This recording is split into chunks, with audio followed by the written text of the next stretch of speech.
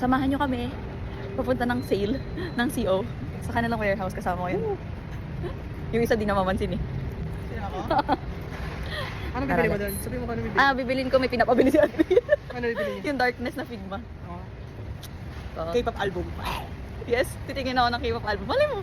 Share ko lang mga ilang oras kami nandito. So literal, ihanda niyo yung sarili niyo when you visit the warehouse. Kasi kailangan nyong i-check every nook and cranny. Baka yung mga hinahanap ninyo ay nasa sulok-sulok na part. Need nyong sipagan kung marunong kayong mag-ukay-ukay. Ganun yung dapat nasipag nyo when it comes to looking for the items that you're looking for dito sa warehouse. Up to 80% off yung mga products from action figures, plushies, K-pop albums, and even some lifestyle merch.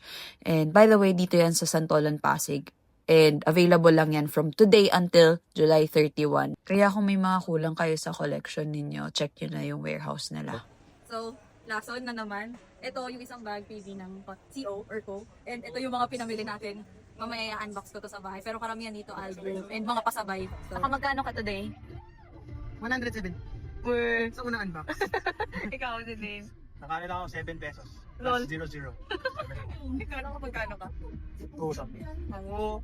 Tapno. Ito, 1.8 pa ba? Ay, magbawi mo. Tapno. Magkano ka today? 1.5. Ganun kamura yung mga mabibili. Napakadami na nilang hawak doon ah. Check lang yung